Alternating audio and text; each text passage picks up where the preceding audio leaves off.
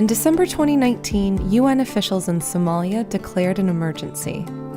And the reason was right out of the Old Testament.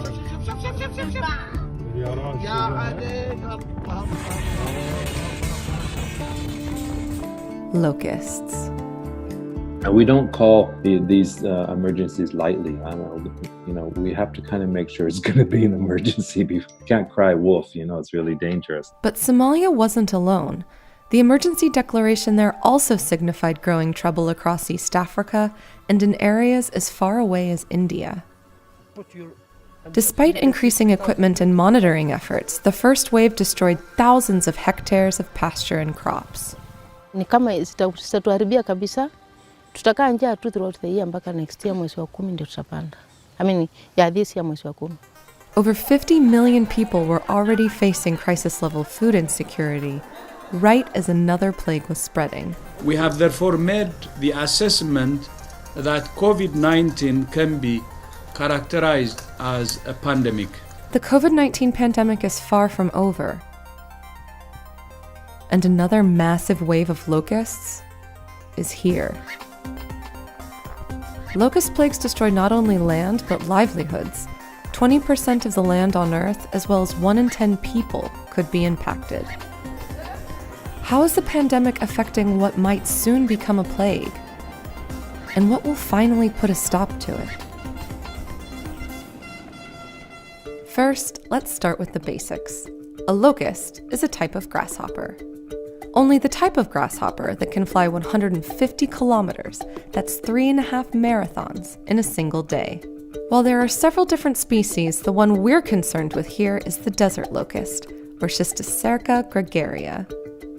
The name refers to what occurs when their environment gets too crowded. Their physiology and behavior actually changes. They become gregarious, and gregarious locusts form swarms.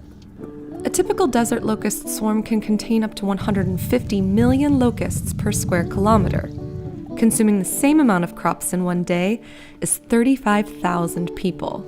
Swarms need months of favorable conditions and several successive breeding cycles to happen in order to become plagues.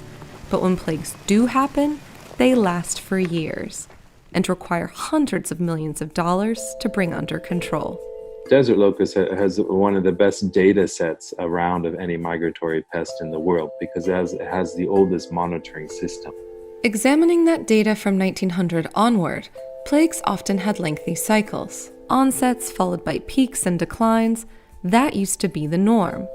But after 1960, recessions became the norm.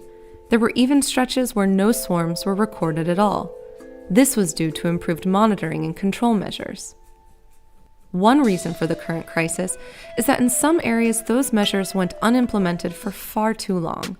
If we go back to 2018, we'll find the perfect storm. Cyclones brought heavy rains to the empty quarter of the southern Arabian Peninsula, which allowed 3 generations of breeding to occur, undetected and uncontrolled. The sizes of these areas are, 4 or 5 times the size of Germany, so it's really, really hard. Also, you've got conflict. So you can't monitor in areas that are unsafe. But there's another major factor that's helping swarms to travel and swell.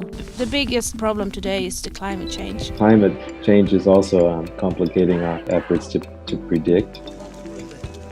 Limiting the growth and migration of desert locusts is much harder this time around due to corona.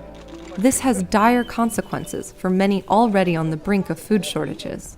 And that's because COVID prevents farmers from offsetting crop losses by doing manual labor in cities, because of curfews, restricted movement, and social distancing mandates.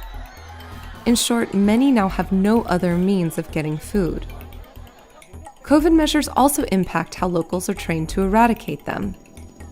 You can't do the traditional training anymore, really. So you have to find kind of new ways to do training at social distancing and using video and, Skype.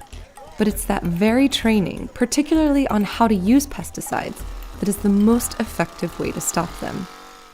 Some unusual alternatives were considered until China ultimately decided against sending ducks to Pakistan to solve the problem, and for good reason. The traditional methods, like integrated pest management, these work fine in farmers' fields against sedentary pests, seasonal pests that aren't migrating around.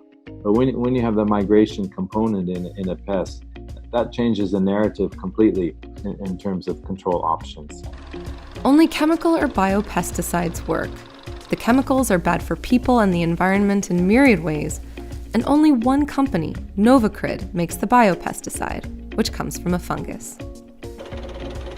But Pakistan does have reason to fear, and the government has been busy preparing.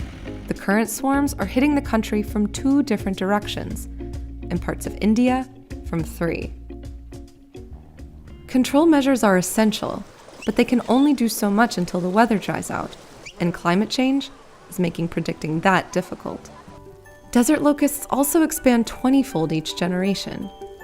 Looking at control operations in Africa alone, the locusts are multiplying much faster than the pesticides can keep up. The relationship between locusts and humans is one long continuous story. And unfortunately for us, this particular chapter doesn't appear to be ending anytime soon.